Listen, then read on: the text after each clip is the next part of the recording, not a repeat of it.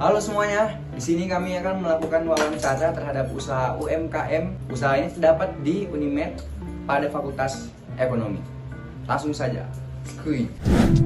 Halo semuanya, kami dari kelompok 7. Di sini akan melakukan wawancara terhadap abang-abang kantin Fakultas Ekonomi. Selamat siang saudara, kami di sini sudah bersama narasumber kami dengan nama abang siapa bang? Perkenalkan, nama saya Rega Armanda Restanura Sembiring Milala. Umur abang berapa bang? Saya 22 tahun. Jadi kami di sini akan mewawancarai tentang usaha yang abang jalankan. Pertama bang, apa abang tahu mengenai tentang etika dalam berbisnis? Untuk etika dalam berbisnis ya. Etika dalam berbisnis itu terdapat pembagian-pembagian. Etika antara pemimpin dan juga karyawan, yaitu pimpinan kami sama kami karyawan-karyawannya.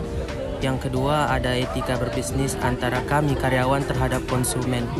Dan juga ada etika berbisnis antara kami semua yang melakukan kegiatan usaha terhadap lingkungan yang ada di sekitar kami. Untuk yang pertama tadi, etika antara pemimpin dan karyawan, dalam usaha kami ini sudah dibagi struktur keorganisasiannya, di mana ada pemimpin, ada pengawas, dan juga ada penasehat. Nah, untuk kepelayanan itu adalah termasuk yang kedua tadi, yaitu etika antara karyawan terhadap pelanggan atau customer. Jadi di sini kami dituntut untuk melakukan ramah tamah dan juga melayani setiap pelanggan tanpa membeda-bedakan. Dan untuk yang ke lingkungan, kami juga dituntut dan juga sadar sendiri bahwasanya dalam sebuah usaha rumah makan ataupun makanan olahan pasti ada yang namanya limbah. Nah, limbah apabila tidak kami olah maka akan menjadi masalah yang sangat urgent atau berbahaya untuk lingkungan. Pertama dari segi perusakan lingkungan, yang kedua dari segi bau. Oleh karena itu, kami sudah melakukan kerjasama dengan mobil tukang sampah untuk sampah sisa makanan dari makanan atau waste food, dan juga untuk sampah keringnya seperti kardus, plastik, dan juga botol-botol kami olah ulang. Yang kami serahkan tugas itu kepada tukang botol. Sejak kapan abang memulai usaha ini? Apakah mulai sendiri atau sudah turun-temurun dari dulunya bang? Alhamdulillah, usaha ini dimulai pada tahun 2019 awal, di mana dulu itu saya memulainya sendiri. Jadi dulu paksa corona sudah menyebar, saya selaku anak masjid itu melihat ada peluang untuk berjualan minuman secara kita itu kuliah online. Nah, jadi saya kuliah di depan ini dulu, lalu saya sambil titipkan situ kantin kejujuran. Jadi kalau ada kegiatan di masjid saya tinggalkan, semuanya sudah saya buat harganya. Lambat laun, semua usaha ini berjalan lancar sehingga mendapatkan keuntungan. Ditambah dengan bantuan modal dari Unimed dulunya, saya 2 kali memenangkan program mahasiswa wirausaha, yaitu Business Plan Competition. Yang pertama hari itu saya mengajukan yang namanya Kopi Karo Masa Kini.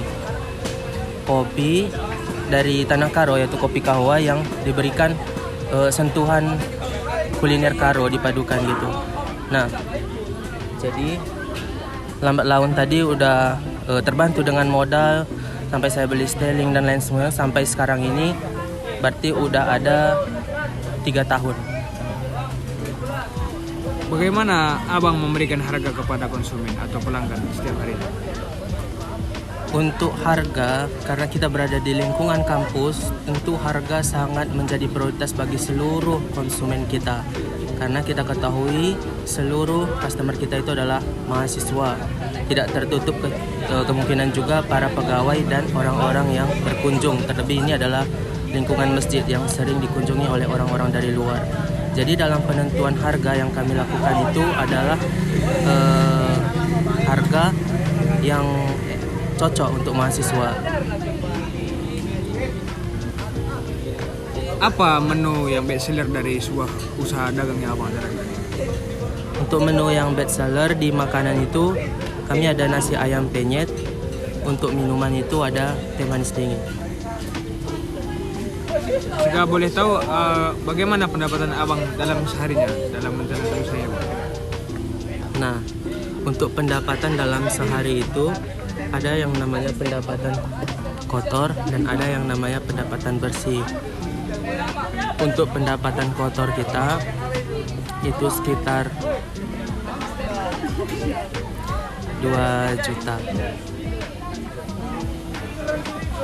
Dalam menjalankan usaha abang ini kendala apa saja yang mungkin sering abang alami setiap harinya bang? Kendala apa saja yang abang jalani, yang abang alami dalam menjalankan usaha ini bang? Mungkin dalam sampah kah atau dalam orang yang membayar atau bagaimana bang? Untuk sekarang ini kita terkendala dalam yang namanya IT. Nah, kita ketahui dulu saya pernah ke kampus Tadulako di Sulawesi itu, kantinnya itu sudah ada yang namanya kris sama metode pembayaran awal. Jadi di sini kita sering kena toko, maksudnya itu mahasiswanya itu pergi tanpa membayar karena lingkungan kita kan lingkungan terbuka. Jadi kita kurang tahu daerah mana yang pergi karena kan bisa pergi dari segala arah kan. Jadi itu sih kendala kita sekarang ini. Satu pertanyaan lagi bang, bagaimana cara abang mempromosikan atau menarik perhatian dari pelanggan abang setiap hari? Atau ada memiliki promosi kah atau diskon atau bagaimana bang? Untuk bidang itu kita belum maksimal sih sebetulnya. Kita masih menerapkan yaitu promosi dari mulut ke mulut. Kita utamakan yaitu dimana kita memberikan rasa yang enak, maka akan diceritakan kepada kawannya di situ enak. Itu isi promosi tingkat awal yang kita lakukan. Adapun yang akan kita rencanakan ke depannya itu promosi tingkat merchandise seperti Grab, Gojek gitu. Untuk promosi ke teman-teman sosial kita bisa gunakan Instagram, tapi itu masih dalam wacana.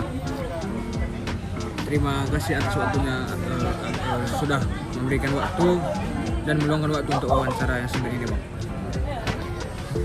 Jadi sekian wawancara dari kami kelompok 7. Saya Rian Sagala. Saya Omar Sinurat. Saya Desti Aryani. Saya Tiara Fadila.